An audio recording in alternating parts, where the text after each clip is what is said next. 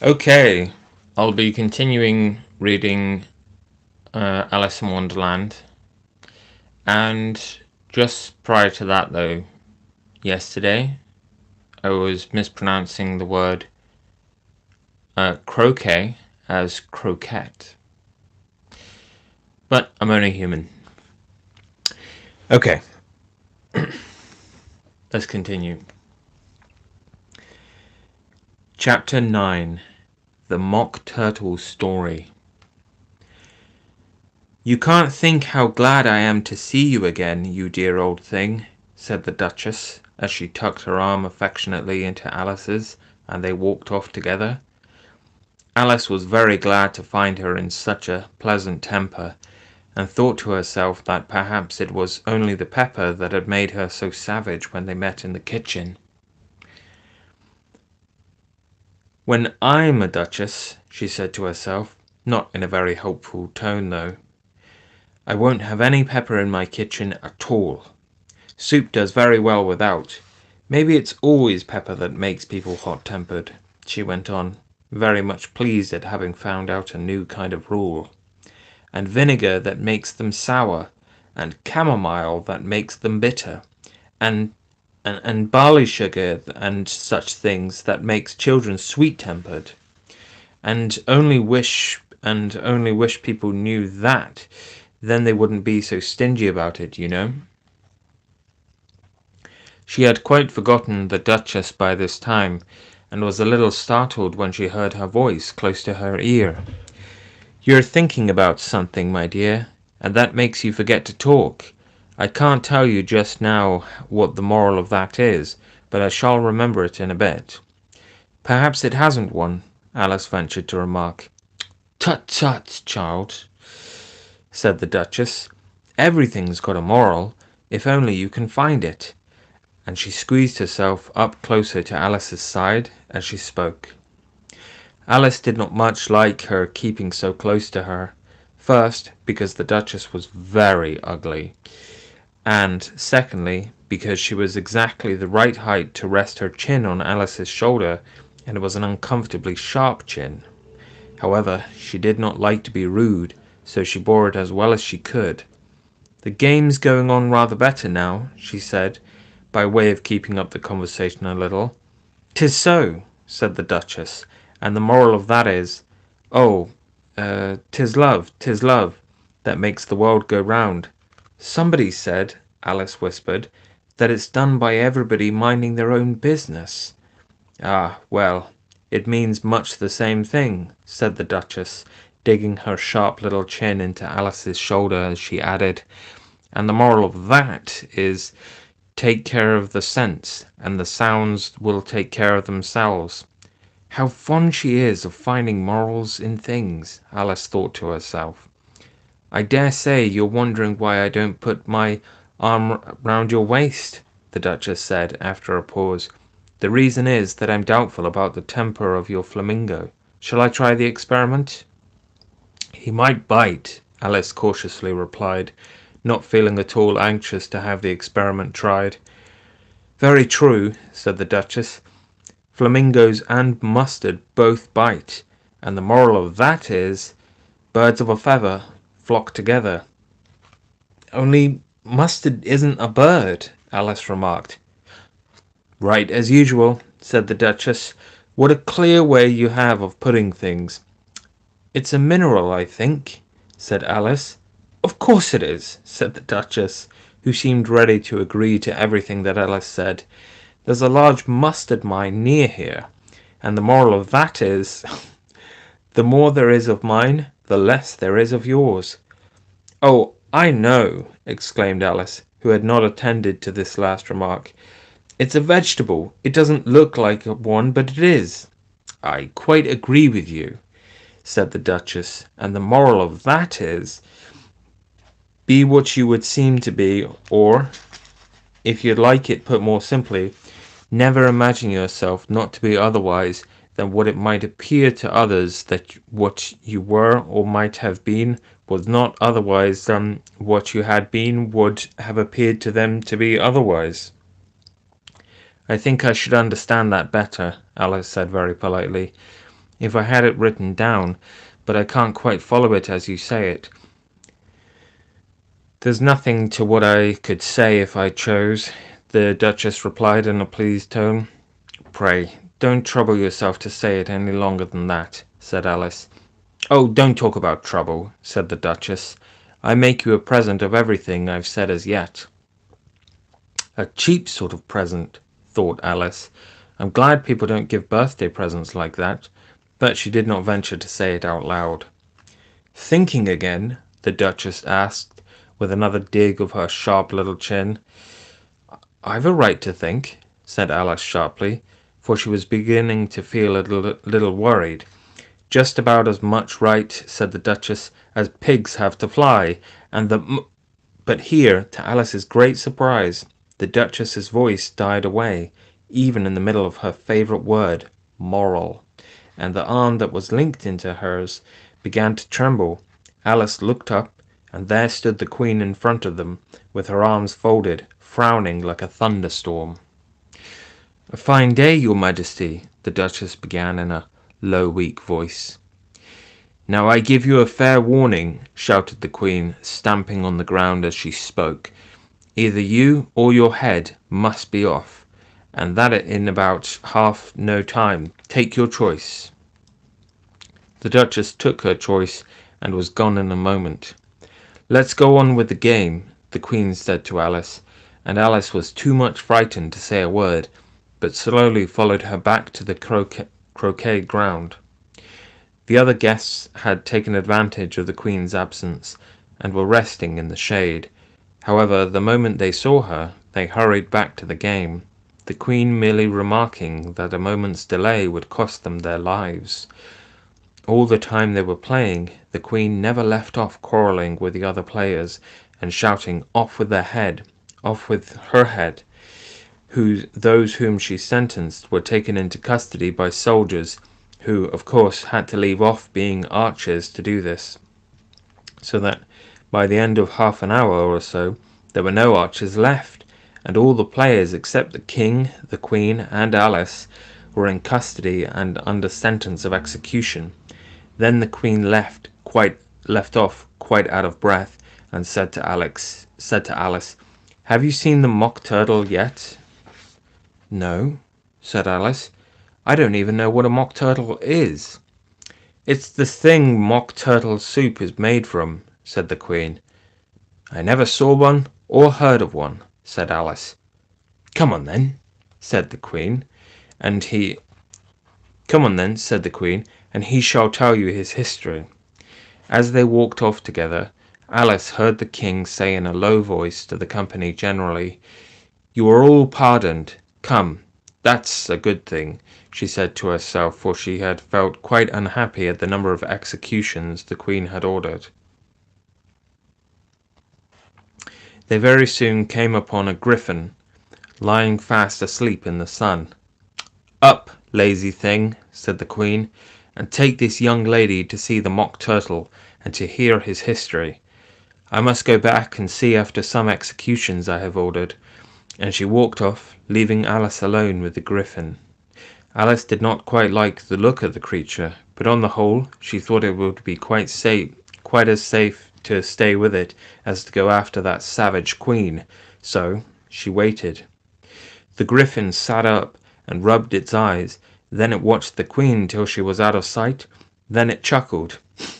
"What fun," said the griffin, half to itself, half to Alice. "What is the fun?" said Alice. "Why, she," said the griffin. "It's all her fancy, that. They never executes nobody, you know. Come on." "Everybody says 'come on' here," thought Alice, as she slowly went after it. "I never was so ordered about in all my life. Never." They had not gone far before they saw the Mock Turtle in the distance, sitting sad and lonely on a little ledge of rock, and, as they came nearer, Alice could hear him sighing as if his heart would break. She pitied him deeply. "What is his sorrow?" she asked the griffin, and the griffin answered, very nearly in the same words as before, "It's all his fancy, that. He hasn't got no sorrow, you know. Come on." So they went up to the Mock Turtle, who looked at them with large eyes full of tears, but said nothing. "This here young lady," said the Gryphon, "she wants for to know your history, she do." "I'll tell it her," said the Mock Turtle in a deep, hollow tone. "Sit down, both of you, and don't speak a word till I've finished." So they sat down, and nobody spoke for some minutes. Alice thought to herself, "I don't see how he can ever finish if he doesn't begin." But she waited patiently. "Once," said the Mock Turtle at last, with a deep sigh, "I was a real turtle." These words were followed by a very long silence, broken only by an occasional exclamation of from the Gryphon, and the constant heavy sobbing of the Mock Turtle. Alice was very nearly getting up and saying, "Thank you, sir, for your interesting story," but she could not help thinking there must be more to come, so she sat still and said nothing. "When we were little," the Mock Turtle went on at last, more calmly, though still sobbing a little now and then, "we went to school in the sea. The master was an old turtle. We used to call him Tortoise." "Why did you call him Tortoise if he wasn't one?" Alice asked. "We called him Tortoise because he taught us," said the, the Mock Turtle angrily. "Really, you are very dull. You ought to be ashamed of yourself for asking such a simple question," asked the Gryphon. And then they both sat silent and looked at poor Alice, who felt ready to sink into the earth. At last the Gryphon said to the Mock Turtle, "Drive on, old fellow. Don't be all day about it." And he went on in these words. "Yes, we went to school in the sea, though you mayn't believe it." "I never said I didn't," interrupted Alice. "You did," said the Mock Turtle. "Hold your tongue," added the Gryphon before Alice could speak again. The Mock Turtle went on. "We had the best of educations. In fact, we went to school every day." I've been to a day school too," said Alice. "You needn't be so proud as all that." "With extras?" asked the Mock Turtle a little anxiously. "Yes," said Alice. "We learned French and music." "And washing?" said the Mock Turtle. "Certainly not," said Alice indignantly. "Ah, then yours wasn't a really good school," said the Mock Turtle in a tone of great relief. "Now at ours, they had at the end of the bill French, music, and washing extra. You couldn't have wanted it much," said Alice, "living at the bottom of the sea." "I couldn't afford to learn it," said the Mock Turtle with a sigh. "I only took the regular course." "What was that?" inquired Alice. "Reeling and writhing, of course, to begin with," the Mock Turtle replied, "and then the different branches of arithmetic: ambition, distraction, uglification, and derision." "I never heard of uglification," Alice ventured to say. "What is it?" The Gryphon lifted up both its paws in surprise. "Never heard of uglifying?" it exclaimed. "You know what to beautify is, I suppose." "Yes," said Alice doubtfully. "It means to make anything prettier." "Well then," said the Gryphon went on, "if you don't know what to uglify is, you are a simpleton." Alice did not feel encouraged to ask any more questions about it, so she turned to the Mock Turtle and said, "What else had you to learn?" "Well, there was mystery," the Mock Turtle replied, counting off the subjects on his flappers. "Mystery, ancient and modern, with seaography, then drawling. The drawling master was an old conger eel that used to come once a week. He taught us drawling, stretching, and fainting in coils." "What was that like?" said Alice. "Well, I can't show it to you myself," the Mock Turtle said. "I'm too stiff, and the Gryphon never learnt it." "Hadn't time," said the Gryphon. "I went on to the classical master, though. He was an old crab, he was." "I never went to him," the Mock Turtle said with a sigh. "He taught laughing and grief, they used to say." So he did," said the Gryphon, sighing in his turn, and both creatures hid their faces in their paws. "And how many hours a day did you do lessons?" said Alice in a hurry to change the subject. 10 hours the first day, said the Mock Turtle, 9 the next, and so on. "What a curious plan!" exclaimed Alice. "That's the reason they're called lessons," the Gryphon remarked, "because they lessen from day to day." This was quite a new idea to Alice, and she thought it over a little before she made her next remark. "Then the 11th day must have been a holiday?" "Of course it was," said the Mock Turtle. "And how did you manage on the 12th?" Alice went on eagerly. "That's enough about lessons," the Gryphon interrupted in a very decided tone. "Tell her something about the games now." Chapter 10. The Lobster Quadrille. The Mock Turtle sighed deeply and drew the back of one flapper across his eyes. He looked at Alice and tried to speak, but for a minute or two sobs choked his voice. "Same as if he had a bone in his throat," said the Gryphon, and it set to work shaking him and punching him in the back. At last the Mock Turtle recovered his voice, and with tears running down his cheeks, he went on again. "You may not have lived much under the sea." "I haven't," said Alice. "And perhaps you were never even introduced to a lobster." Alice began to say, "I once tasted," but checked herself hastily and said, "No, never." "So, you can have no idea what a delightful thing a lobster quadrille is." "No, indeed," said Alice. "What sort of a dance is it?" "Why," said the Gryphon, "you first form into a line along the seashore." "Two lines," cried the Mock Turtle. "Seals, turtles, salmon, and so on. Then, when you've cleared all the jellyfish out of the way—" "That generally takes some time," interrupted the Gryphon. "You advance twice, each with a lobster as a partner," cried the Gryphon. "Of course," the Mock Turtle said. "Advance twice, set to the partners, change lobsters, and retire in the same order," continued the Gryphon. "Then you know," the Mock Turtle went on, "you throw the—" "The lobsters!" shouted the Gryphon with a bound into the air. "As far out to sea as you can." "Swim after them!" screamed the Gryphon. "Turn a somersault in the sea!" cried the Mock Turtle, capering wildly about. "Change lobsters again!" yelled the Gryphon at the top of his voice.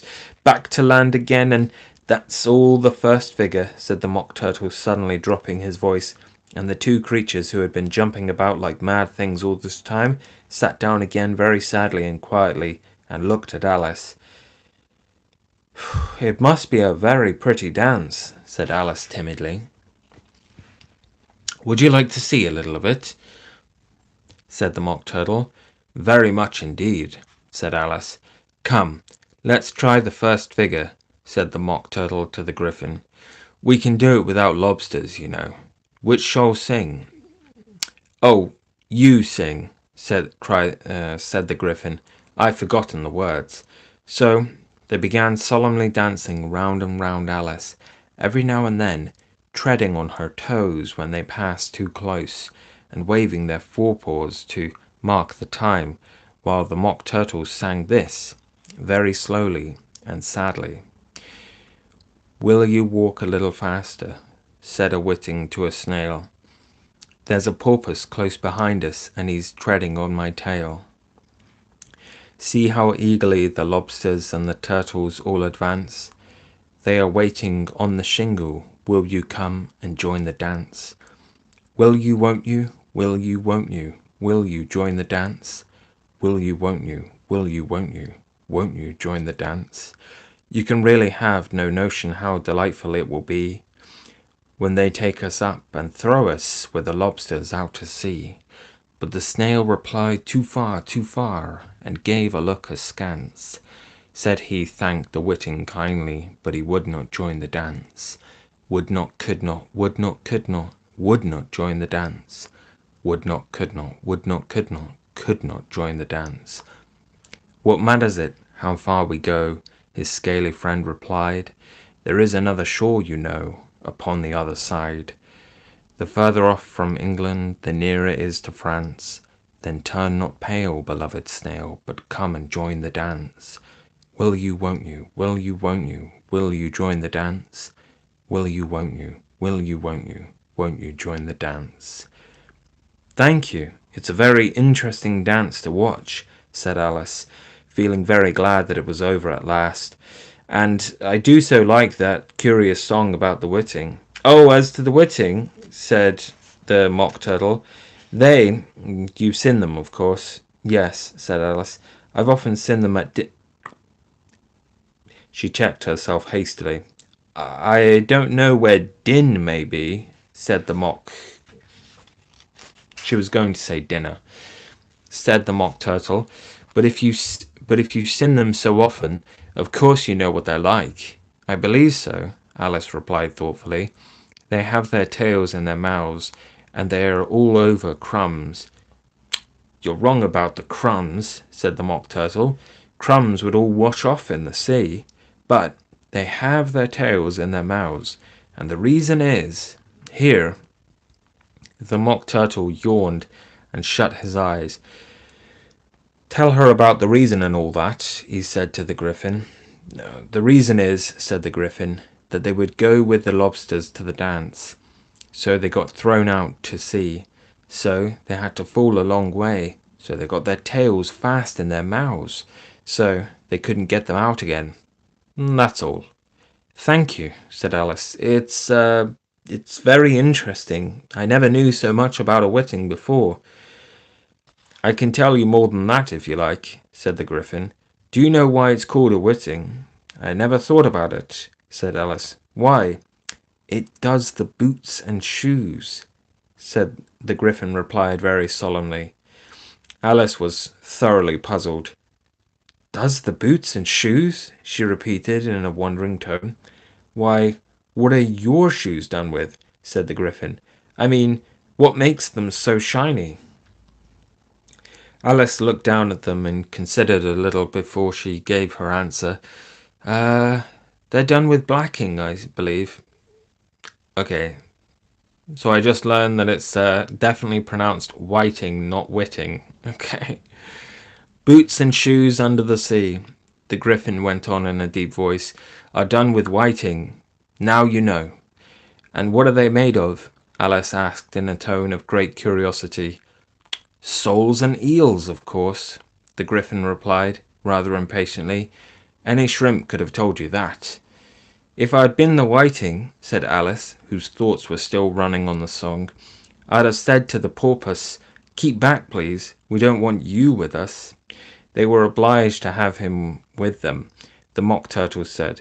No wise fish would go anywhere without a porpoise. Wouldn't it really? Said Alice in a tone of great surprise. Of course not, said the Mock Turtle. Why, if a fish came to me and told me he was going on a journey, I should say, with what purpose? Don't you mean purpose? Said Alice. I mean what I say, the Mock Turtle replied in an offended tone, and the Griffin added, Come, let's hear some of your adventures. I could tell you my adventures beginning from this morning, said Alice a little timidly, but it's no use going back to yesterday, because I was a different person then. Explain all that, said the Mock Turtle. No, the adventures first, said the Griffin in an impatient tone. Explanations take such a dreadful time. So Alice began telling them her adventures from the time when she first saw the White Rabbit. She was a little nervous about it just at first. The two creatures got so close to her, one on each side, and opened their eyes and mouths so very wide. But she gained courage as she went on. Her listeners were perfectly quiet till she got to the part about her repeating, You are old, Father William, to the caterpillar, and the words all coming different, and then the Mock Turtle drew a long breath and said, That's very curious. It's all about as curious as it can be, said the Griffin. It all came different, the Mock Turtle repeated thoughtfully. I should like to hear her try and repeat something now. Tell her to begin. He looked at the griffin as he thought it had some kind of authority over Alice. "Stand up and repeat. 'Tis the voice of the sluggard," said the griffin. How the creatures order one about and make one repeat lessons, thought Alice.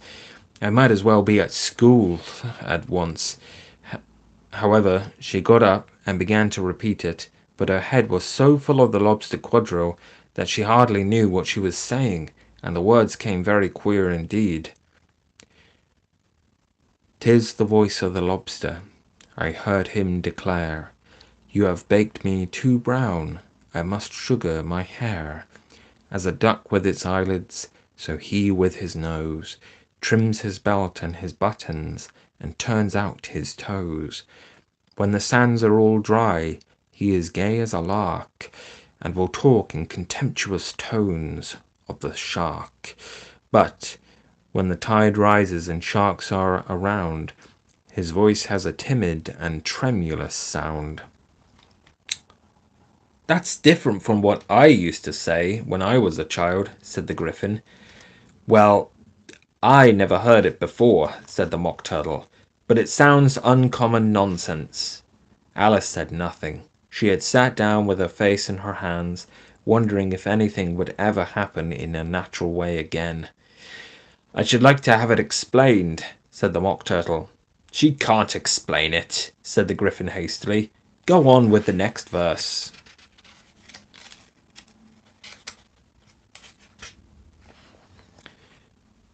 But about his toes," the Mock Turtle persisted. "How could he turn them out with his nose, you know?" "It's the first position in dancing," Alice said, but she was dreadfully puzzled by the whole thing, and longed to change the subject. "Go on with the next verse," the griffin repeated. "It begins, 'I passed by his garden.'"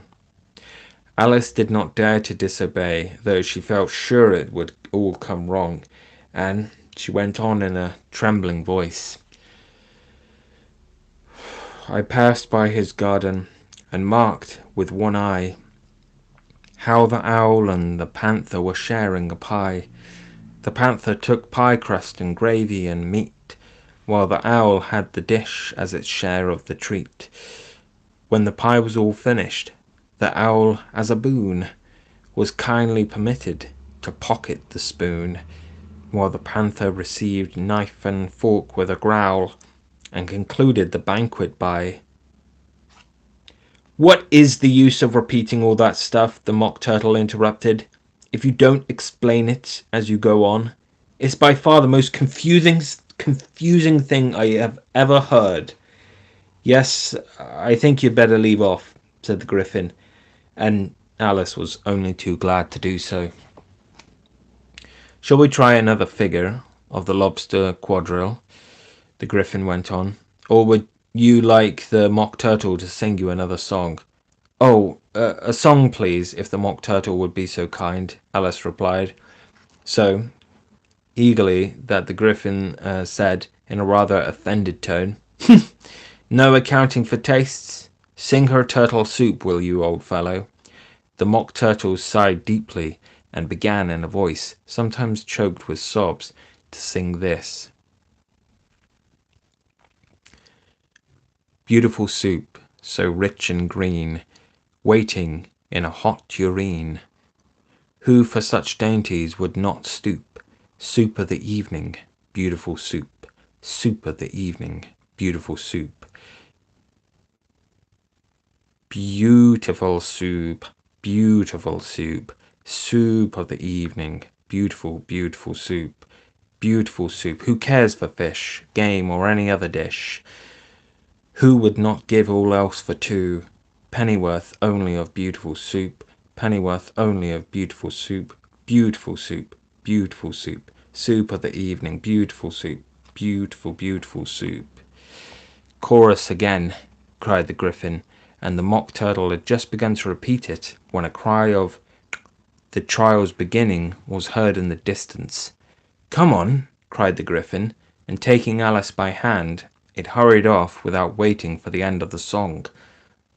"What trial is it?" Alice panted as she ran, but the griffin only answered, "Come on," and ran the faster, while more and more faintly came, carried on the breeze that followed them, the melancholy words, "Soup of the evening, beautiful, beautiful soup."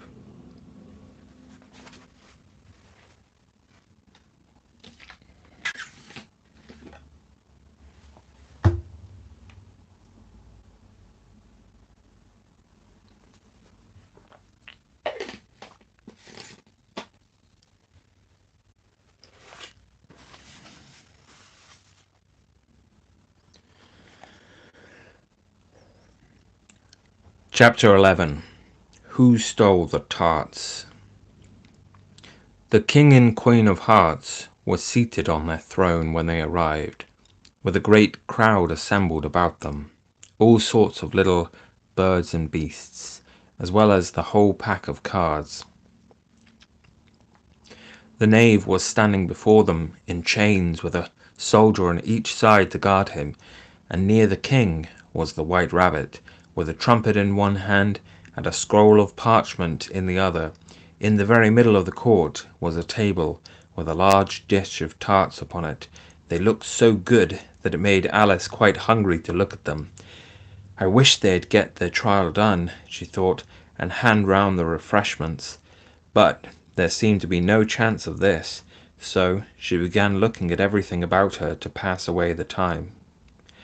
Alice had never been in a court of justice before, but she had read about them in books, and she was quite pleased to find that she knew the name of nearly everything there. "That's the judge," she said to herself, because of his great wig. The judge, by the way, was the king, and as he wore his crown over the wig, he did not look at all comfortable, and it was certainly not becoming. "And that's the jury box," thought Alice. "And those 12 creatures," she was obliged to say creatures, you see, because some of them were animals and some were birds, "I suppose they are the jurors." She said this last word 2 or 3 times over to herself, being rather proud of it, for she thought, and rightly too, that very few little girls of her age knew the meaning of it at all. However, jurymen would have done just as well. The 12 jurors were all writing very busily on slates. "What are they doing?" Alice whispered to the Gryphon. "They can't have anything to put down yet before the trial's begun." "They're putting down their names," the Gryphon whispered in reply, "for fear they should forget them before the end of the trial." "Stupid things!" Alice began in a loud, indignant voice, but she stopped hastily, for the White Rabbit cried out, "Silence in the court!" and the king put on his spectacles and looked anxiously round to make out who was talking. Alice could see, as well as if she were looking over their shoulders, that all the jurors were writing down stupid things on their slates, and she could even make out that one of them didn't know how to spell stupid, and that he had to ask his neighbour to tell him. "A nice muddle their slates'll be in before the trial's over," thought Alice. One of the jurors had a pencil that squeaked. This, of course, Alice could not stand, and she went round the court and got behind him, and very soon found an opportunity of taking it away. She did it so quickly that the poor little juror, it was Bill, the lizard, could not make out at all what had become of it. So, after hunting all about for it, he was obliged to write with one finger for the rest of the day, and this was of very little use, as it left no mark on the slate. "Herald, read the accusation," said the king.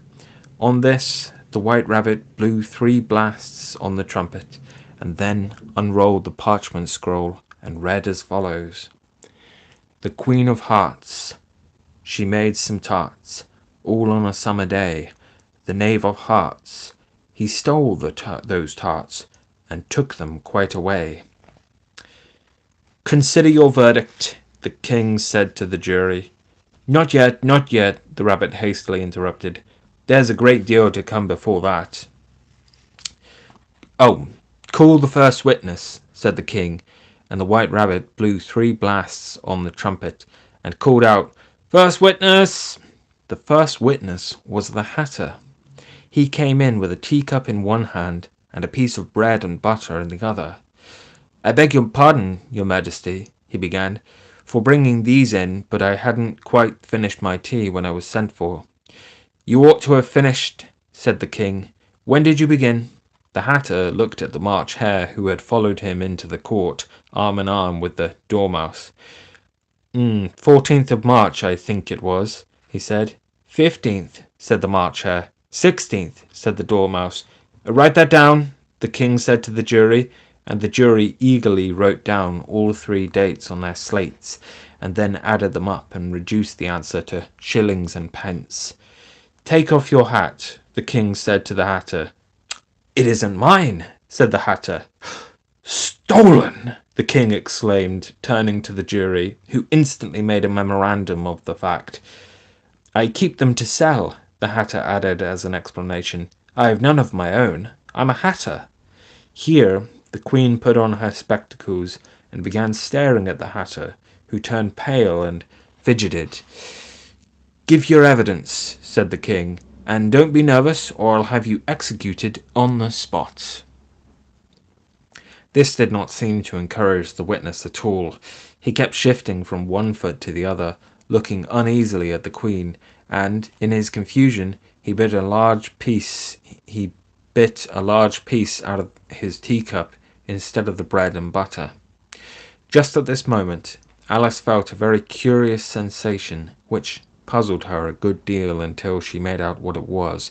She was beginning to grow larger again, and she thought at first she would get up and leave the court, but on second thoughts she decided to remain where she was as long as there was room for her. "I wish you wouldn't squeeze so," said the Dormouse, who was sitting next to her. "I can hardly breathe." "I can't help it," said Alice very meekly. "I'm growing." "You've no right to grow here," said the Dormouse. "Don't talk nonsense," said Alice more boldly. "You know you're growing too." "Yes, but I grow at a reasonable pace," said the Dormouse. "Not in that ridiculous fashion." And he got up very sulkily and crossed over to the other side of the court. All this time the queen had never left off staring at the Hatter, and, just as the Dormouse crossed the court, she said to one of the officers of the court, "Bring me the list of the singers in the last concert," on which the wretched Hatter trembled so that he shook both his shoes off. "Give your evidence," the king repeated angrily, "or I'll have you executed, whether you're nervous or not." "I'm a poor man, your Majesty," the Hatter began, in a trembling voice, "and I hadn't begun my tea, not above a week or so, and, what with the bread and butter getting so thin, and the twinkling of the tea—" "The twinkling of what?" said the king. "It began with the tea," said the Hatter. The Hatter replied. "Of course, twinkling begins with a tea," said the king sharply. "Do you make me for a dunce? Go on." "I'm a poor man," the Hatter went on, "and most things twinkled after that, only the March Hare said—" "I didn't," the March Hare interrupted in a great hurry. "You did," said the Hatter. "I deny it," said the March Hare. "He denies it," said the king. "Leave out that part." "Well, at any rate, the Dormouse said," the Hatter went on, looking anxiously round to see if he would deny it too, but the Dormouse denied nothing, being fast asleep. "After that," continued the Hatter, "I cut some more bread and butter." "But what did the Dormouse say?" one of the jury asked. That I can't remember," said the Hatter. "You must remember," remarked the king, "or I'll have you executed." The miserable Hatter dropped his teacup and bread and butter and went down on one knee. "I'm a poor man, your Majesty," he began. "You're a very poor speaker," said the king.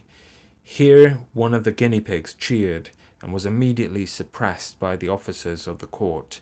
As that is rather a hard word, I will just explain to you how it was done. They had a large canvas bag, which tied up at the mouth with strings. Into this they slipped the guinea pig head first, and then sat upon it.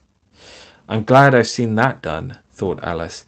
"I've so often read in newspapers at the end of trials There was some attempts at applause, which was immediately suppressed by the officers of the court, and I never understood what it meant till now. If that's all you know about it, you may stand down, continued the king. I can't go no lower, said the Hatter. I'm on the floor as it is. Then you may sit down, the king replied. Here the other guinea pig cheered and was suppressed. Come, that finishes the guinea pigs, thought Alice. Now we shall get on better. I'd rather finish my tea, said the Hatter, with an anxious look at the Queen, who was reading the list of singers. You may go, said the king, and the Hatter hurriedly left the court without even waiting to put his shoes on. And just take his head off outside, the Queen added to one of the officers, but the Hatter was out of sight before the officer could get to the door. Call the next witness, said the king. The next witness was the Duchess's cook. She carried the pepper box in her hand, and Alice guessed who it was, even before she got into the court, by the way the people near the door began sneezing all at once. Give your evidence, said the king. Shan't, said the cook. The king looked anxiously at the White Rabbit, who said in a low voice, Your Majesty must cross-examine this witness.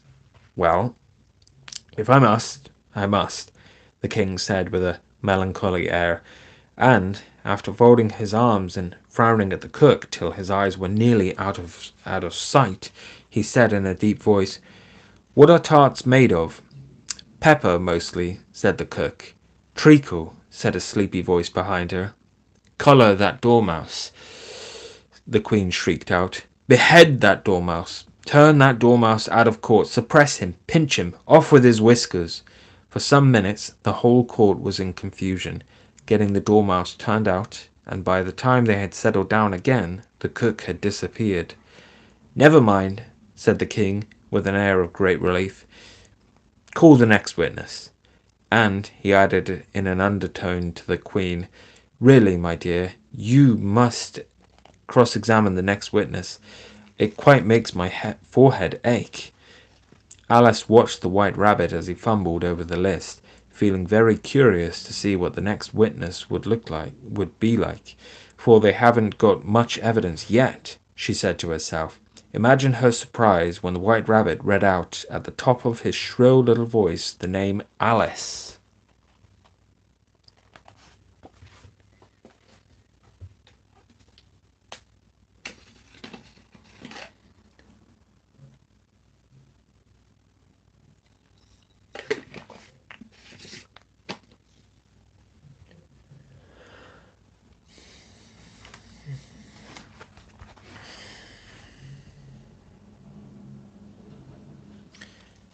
Chapter 12. Alice's Evidence. Here, cried Alice, quite forgetting in the flurry of the moment how large she had grown in the last few minutes, and she jumped up in such a hurry that she tipped over the jury box with the edge of her skirt, upsetting all the jurymen onto the heads of the crowd below, and there they lay sprawling about, reminding her very much of a globe of goldfish she had accidentally upset the week before. Oh, I beg your pardon, she exclaimed in a tone of great dismay, and began picking them up again as quickly as she could, for the accident of the goldfish kept running in her head, and she had a vague sort of idea that they must be collected at once and put back into the jury box or they would die. The trial cannot proceed, said the king in a very grave voice, until all the jurymen are back in their proper places, all. He repeated with great emphasis, looking hard at Alice as he said so. Alice looked at the jury box and saw that, in her haste, she had put the lizards in head downwards, and the poor little thing was waving its tail about in a melancholy way, being quite unable to move. She soon got it out again and put it right. Not that it signifies much, she said to herself. I should think it would be quite as much use in the trial one way up as the other. As soon as the jury had a little recovered from the shock of being upset, and their slates and pencils had been found and handed back to them, they set to work very diligently to write out a history of the accident, all except the lizard, who seemed too much overcome to do anything but sit with its mouth open, gazing up into the roof of the court. "What do you know about this business?" the king said to Alice. "Nothing," said Alice. "Nothing whatever?" persisted the king. "Nothing whatever," said Alice. "That's very important," the king said, turning to the jury. They were just beginning to write this down on their slates when the White Rabbit interrupted. "Unimportant, your Majesty means, of course," he said in a very she said in a very respectful tone, but frowning and making faces at him as he spoke. "Unimportant, of course I meant," the king hastily said, and went on to himself in an undertone. "Important, unimportant, unimportant, important," as if he were trying which word sounded best. Some of the jury wrote down important, and some unimportant. Alice could see this, as she was near enough to look over their slates, but it doesn't matter a bit, she thought to herself. At this moment, the king, who had been for some time busily writing in his notebook, cackled out "Silence!" and read out from his book, "Rule 42. All persons more than a mile high to leave the court." Everybody looked at Alice. "I'm not a mile high," said Alice. "You are," said the king. "Nearly 2 miles high," added the queen. "Well, I shan't go at any rate," said Alice. "Besides, that's not a regular rule. You invented it just now." "It's the oldest rule in the book," said the king. "Then it ought to be number 1, said Alice. The king turned pale and shut his notebook hastily. "Consider your verdict," he said to the jury in a low, trembling voice. "There's more evidence to come yet, please your Majesty," said the White Rabbit, jumping up in a great hurry. "This paper has just been picked up." "What's in it?" said the queen. "I haven't opened it yet," said the White Rabbit, "but it seems to be a letter written by the prisoner to somebody." "It must have been that," said the king, "unless it was written to nobody, which isn't usual, you know." "Who is it directed to?" said one of the jurymen. "It isn't directed at all," said the White Rabbit. "In fact, there's nothing written on the outside." He unfolded the paper as he spoke, and added, "It isn't a letter after all. It's a set of verses." "Are they in the prisoner's handwriting?" asked another of the jurymen. "No, they're not," said the White Rabbit, "and that's the queerest thing about it." The jury all looked puzzled. "He must have imitated somebody else's hand," said the king. The jury all brightened up again. "Please, your Majesty," said the knave, "I didn't write it, and they can't prove I did. There's no name signed at the end." "If you didn't sign it," said the king, "that only makes the matter worse. You must have meant some mischief, or else you'd have signed your name like an honest man." There was a general clapping of hands at this. It was the first really clever thing the king had said that day. "That proves his guilt, of course," said the queen. "So off with—" "It doesn't prove anything of the sort," said Alice. Why, you don't even know what they're about." "Read them," said the king. The White Rabbit put on his spectacles. "Where shall I begin, please your Majesty?" he asked. "Begin at the beginning," said the king gravely, "and go on till you come to the end. Then stop." There was dead silence in the court whilst the White Rabbit read out these verses. "They told me you had been to her, and mentioned me to him. She gave me a good character, but said I could not swim. He sent them word I had not gone. We know it to be true. If she should push the matter on, what would become of you? I gave her 1, they gave him 2. You gave us 3 or more. They all returned from him to you, though they were mine before. If I or she should chance to be involved in this affair, he trusts to you to set them free, exactly as we were. My notion was that you had been, before she had this fit, an obstacle that came between him and ourselves and it. Don't let him know she liked them best, for this must ever be a secret kept from all the rest between yourself and me. That's the most important piece of evidence we've heard yet, said the king, rubbing his hands. So now, let the jury, if any one of them can explain it, said Alice. She had grown so large in the last few minutes that she wasn't a bit afraid of interrupting him. I'll give him sixpence. I don't believe there's an atom of meaning in it. The jury all wrote down on their slates, she doesn't believe there's an atom of meaning in it. But none of them attempted to explain the paper. If there's no meaning in it, said the king, that saves a world of trouble, you know, as we needn't try to find any. And yet I don't know, he went on, spreading out the verses on his knee and looking at them with one eye. I seem to see some meaning in them after all. Said I could not swim. You can't swim, can you? He added, turning to the knave. The knave shook his head sadly. Do I look like it? He said, which he certainly did not, being made entirely out of cardboard. All right so far, said the king, and he went on muttering over the verses to himself. We know it to be true. That's the jury, of course. If she should push the matter on, that must be the queen. What would become of you? What indeed? I gave her one, they gave him two. Why, that must be what he did with the tarts, you know.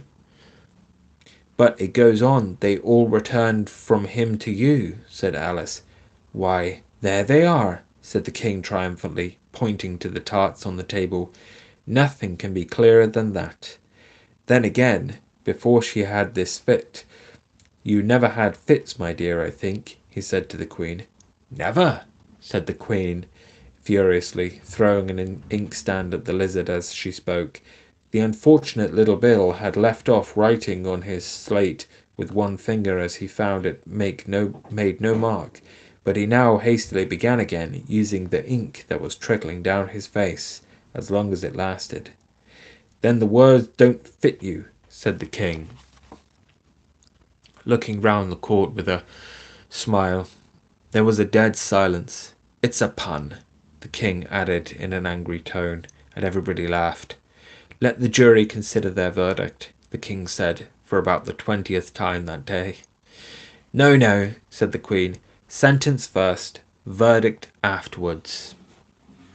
Stuff and nonsense, said Alice loudly. The idea of having the sentence first. Hold your tongue, said the queen, turning purple. I won't, said Alice. Off with her head, the queen shouted at the top of her voice. Nobody moved. Who cares for you, said Alice. She had grown to her full size by this time. You're nothing but a pack of cards. At this, the whole pack rose up into the air and came flying down upon her. She gave a little scream, half of fright and half of anger, and tried to beat them off, and found herself lying on the bank, with her head in the lap of her sister, who was gently brushing away some dead leaves that had fluttered down from the trees upon her face. Wake up, Alice dear, said her sister. Why, what a long sleep you've had. Oh, I've had such a curious dream, said Alice, and she told her sister, as well as she could remember them, all these strange adventures of hers that you have just been reading about. And when she had finished, her sister kissed her and said, It was a curious dream, dear, certainly, but now run into your tea. It's getting late. So Alice got up and ran off, thinking while she ran, as well as she might, what a wonderful dream it had been. But her sister sat still just as she left her, leaning her head on her hand, watching the setting sun and thinking of little Alice and all her wonderful adventures, till she too began dreaming after a fashion, and this was her dream. First, she dreamed of little Alice herself. Once again the tiny hands were clasped clasped upon her knee, and the bright, eager eyes were looking up into hers. She could hear the very tones of her voice, and see that queer little toss of her head to keep back the wandering hair that would always get into her eyes. And still as she listened, or seemed to listen, the whole place around her became alive with the strange creatures of her little sister's dream. The long grass rustled at her feet as the white rabbit hurried by. The frightened mouse splashed his way through the neighboring pool. She could hear the rattle of the teacups as the March Hare and his friends shared the never-ending meal, and the shrill voice of the Queen ordering off her unfortunate guests to execution. Once more the pig baby was sneezing on the Duchess's knee, while the plates and dishes crashed around it.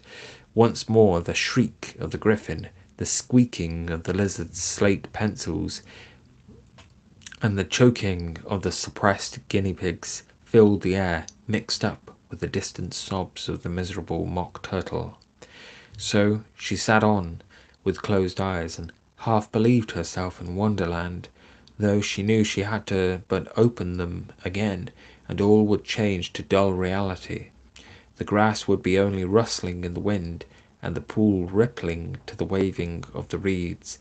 The rattling teacups would change to tinkling sheep bells, and the Queen's shrill cries to the voice of the shepherd boy, and the sneeze of the baby, the shriek of the griffin, and all the other queer noises would change, she knew, to the confused clamour of the busy farmyard, while the lowing of the cattle in the distance would take the place of the mock turtle's heavy sobs.